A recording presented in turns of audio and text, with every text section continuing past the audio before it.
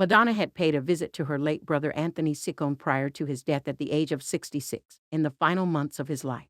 The 64-year-old musical icon, an insider told People, and her relatives, including 6 other siblings, shared a complicated relationship with Anthony amid his long battle with addiction, and were present as he declined these past few months prior to his death February 24. The insider said that family members, including Madonna, visited him while in his rehab facility and were all there for him amid the difficult time. The source added, Madonna supported him in every way she could when he was willing to take the support.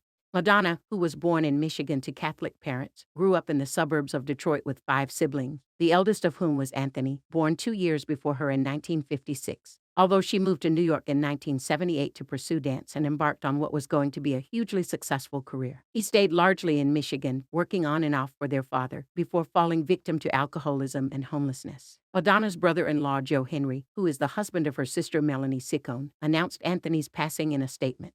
My brother-in-law, Anthony Gerard Ciccone, exited this earthly plane last evening. I've known him since I was 15, in the spring of our lives in Michigan, so many years now gone, he said. Anthony was a complex character, and God knows, we tangled in moments, as true brothers can. But I loved him and understood him better than I was sometimes willing to let on. Henry added, but trouble fades, and family remains, with hands reached across the table. Farewell, then, Brother Anthony. I want to thank the God your blessed mother believed in has her there, waiting to receive you. At least for today, no one shall dissuade me from this vision. Like Madonna, Ciccone also spent time in New York in his 30 seconds in the late 1980s. Carolina Django, 59, who dated him at the time, described him in a positive light. He was a lost soul trying to find his way, but he was a good person. He had books everywhere, that was all he really had. He was into reading about life and philosophy, said Django, and he wanted to sit around and talk about it.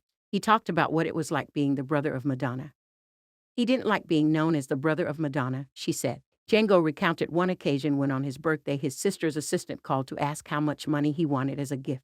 That, she said, alienated him. After some years of sleeping rough under a bridge in Michigan, Madonna's family said they would reincorporate estranged Anthony in 2017. It came after for years he suggested publicly that his family had turned their backs on him. I'm a zero in their eyes, a non-person, an embarrassment, he told the Daily Mail in 2011. If I froze to death, my family probably wouldn't know or care about it for 6 months. Ciccone said at the time that he had been living under a river bridge in Michigan with a sleeping bag and his sole companion, another unhoused person named Michael.